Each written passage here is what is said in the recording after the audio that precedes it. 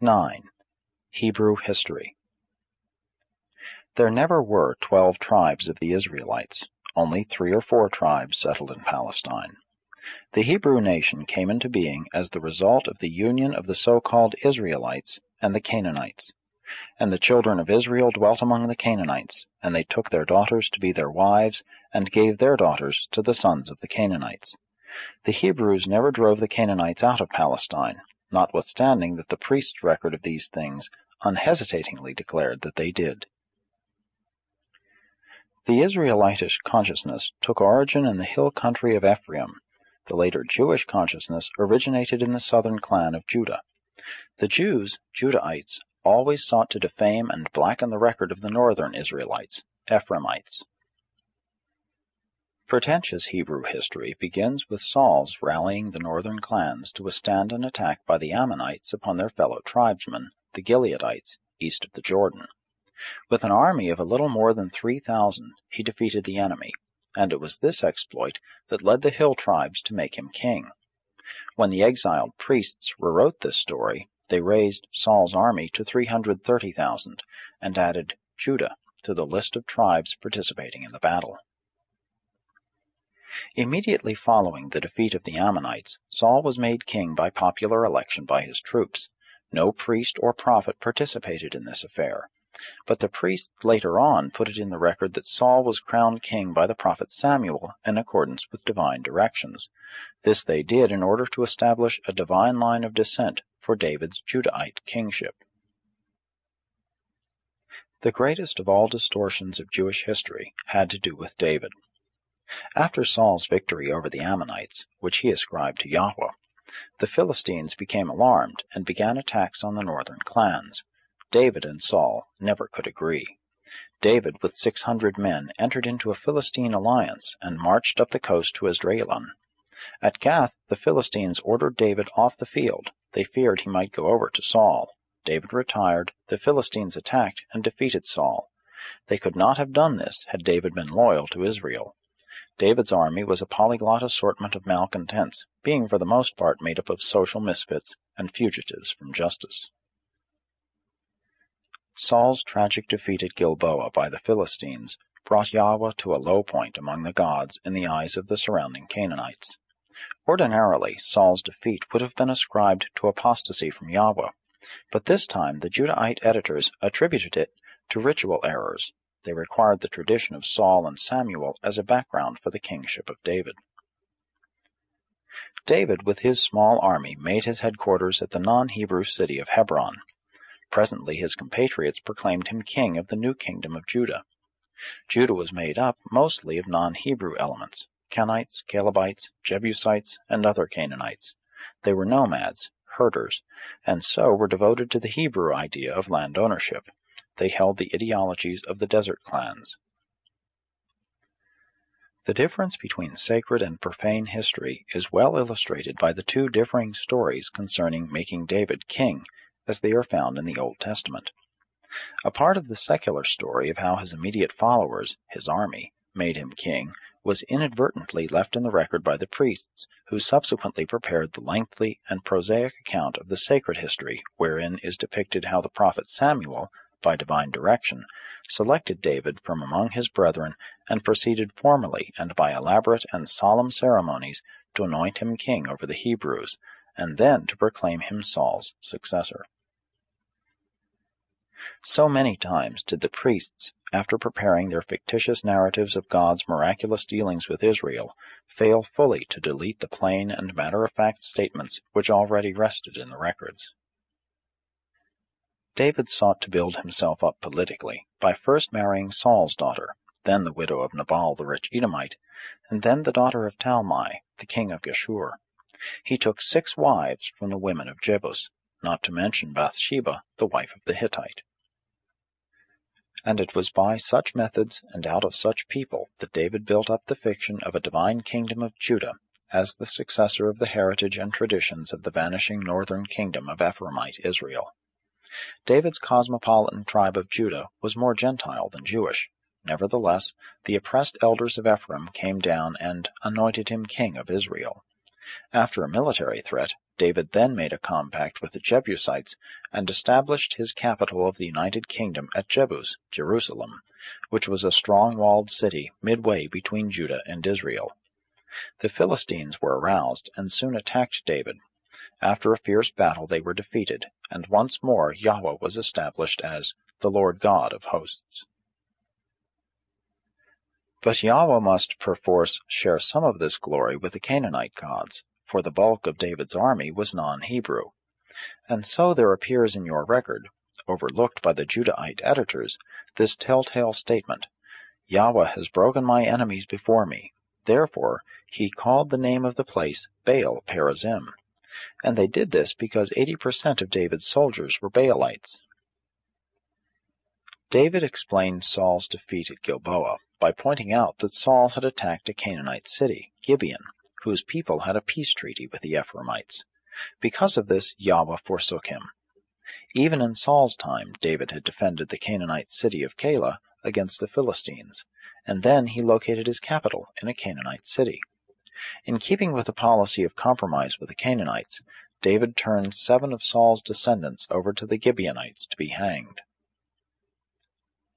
After the defeat of the Philistines, David gained possession of the Ark of Yahweh, brought it to Jerusalem, and made the worship of Yahweh official for his kingdom. He next laid heavy tribute on the neighboring tribes, the Edomites, Moabites, Ammonites, and Syrians. David's corrupt political machine began to get personal possession of land in the north in violation of the Hebrew mores, and presently gained control of the caravan tariffs formerly collected by the Philistines. And then came a series of atrocities climaxed by the murder of Uriah. All judicial appeals were adjudicated at Jerusalem. No longer could the elders mete out justice. No wonder rebellion broke out. Today Absalom might be called a demagogue. His mother was a Canaanite. There were a half-dozen contenders for the throne besides the son of Bathsheba, Solomon. After David's death, Solomon purged the political machine of all northern influences, but continued all of the tyranny and taxation of his father's regime. Solomon bankrupted the nation by his lavish court and by his elaborate building program. There was the House of Lebanon, the palace of Pharaoh's daughter, the Temple of Yahweh, the King's Palace, and the restoration of the walls of many cities. Solomon created a vast Hebrew navy, operated by Syrian sailors and trading with all the world. His harem numbered almost 1,000. By this time Yahweh's temple at Shiloh was discredited, and all the worship of the nation was centered at Jebus in the gorgeous royal chapel. The northern kingdom returned more to the worship of Elohim. They enjoyed the favor of the pharaohs, who later enslaved Judah, putting the southern kingdom under tribute. There were ups and downs, wars between Israel and Judah. After 4 years of civil war and 3 dynasties, Israel fell under the rule of city despots, who began to trade in land. Even King Omri attempted to buy Shemer's estate. But the end drew on apace when Shalmaneser III decided to control the Mediterranean coast. King Ahab of Ephraim gathered 10 other groups and resisted at Karkar. The battle was a draw.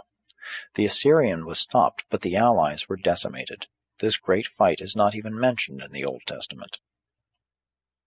New troubles started when King Ahab tried to buy land from Naboth.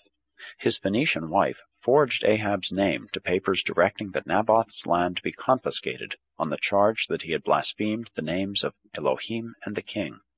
He and his sons were promptly executed. The vigorous Elijah appeared on the scene denouncing Ahab for the murder of the Naboths. Thus Elijah, one of the greatest of the prophets, began his teaching as a defender of the old land mores against the land-selling attitude of the Baalim, against the attempt of the cities to dominate the country. But the reform did not succeed until the country landlord Jehu joined forces with the gypsy chieftain Jehonadab to destroy the prophets, real estate agents, of Baal at Samaria. New life appeared as Jehoash and his son Jeroboam delivered Israel from its enemies. But by this time there ruled in Samaria a gangster nobility whose depredations rivaled those of the Davidic dynasty of olden days. State and church went along hand in hand. The attempt to suppress freedom of speech led Elijah, Amos, and Hosea to begin their secret writing, and this was the real beginning of the Jewish and Christian Bibles. But the northern kingdom did not vanish from history until the king of Israel conspired with the king of Egypt and refused to pay further tribute to Assyria. Then began the 3 years' siege, followed by the total dispersion of the northern kingdom, Ephraim. Israel thus vanished. Judah, the Jews, the remnant of Israel, had begun the concentration of land in the hands of the few, as Isaiah said, adding house to house and field to field. Presently there was in Jerusalem a temple of Baal alongside the temple of Yahweh. This reign of terror was ended by a monotheistic revolt led by the boy king Joash, who crusaded for Yahweh for 35 years. The next king, Amaziah, had trouble with the revolting tax-paying Edomites and their neighbors. After a signal victory, he turned to attack his northern neighbors and was just as signally defeated. Then the rural folk revolted. They assassinated the king and put his 16-year-old son on the throne. This was Azariah, called Uzziah by Isaiah. After Uzziah, things went from bad to worse, and Judah existed for 100 years by paying tribute to the kings of Assyria. Isaiah the first told them that Jerusalem, being the city of Yahweh, would never fall, but Jeremiah did not hesitate to proclaim its downfall. The real undoing of Judah was effected by a corrupt and rich ring of politicians operating under the rule of a boy king, Manasseh. The changing economy favored the return of the worship of Baal, whose private land dealings were against the ideology of Yahweh. The fall of Assyria and the ascendancy of Egypt brought deliverance to Judah for a time, and the country folk took over. Under Josiah they destroyed the Jerusalem ring of corrupt politicians. But this era came to a tragic end when Josiah presumed to go out to intercept Necho's mighty army as it moved up the coast from Egypt for the aid of Assyria against Babylon. He was wiped out, and Judah went under tribute to Egypt. The Baal political party returned to power in Jerusalem, and thus began the real Egyptian bondage. Then ensued a period in which the Baalim politicians controlled both the courts and the priesthood. Baal worship was an economic and social system, dealing with property rights as well as having to do with soil fertility. With the overthrow of Necho by Nebuchadnezzar, Judah fell under the rule of Babylon and was given 10 years of grace, but soon rebelled. When Nebuchadnezzar came against them, the Judahites started social reforms, such as releasing slaves, to influence Yahweh. When the Babylonian army temporarily withdrew, the Hebrews rejoiced that their magic of reform had delivered them. It was during this period that Jeremiah told them of the impending doom, and presently Nebuchadnezzar returned. And so the end of Judah came suddenly. The city was destroyed, and the people were carried away into Babylon. The Yahweh-Baal struggle ended with the captivity, and the captivity shocked the remnant of Israel into monotheism. In Babylon, the Jews arrived at the conclusion that they could not exist as a small group in Palestine, having their own peculiar social and economic customs, and that, if their ideologies were to prevail, they must convert the Gentiles. Thus originated their new concept of destiny, the idea that the Jews must become the chosen servants of Yahweh. The Jewish religion of the Old Testament really evolved in Babylon during the captivity. The doctrine of immortality also took form at Babylon. The Jews had thought that the idea of the future life detracted from the emphasis of their gospel of social justice.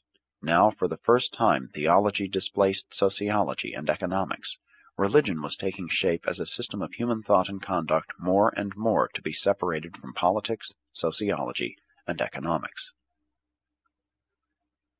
And so does the truth about the Jewish people disclose that much which has been regarded as sacred history turns out to be little more than the chronicle of ordinary profane history.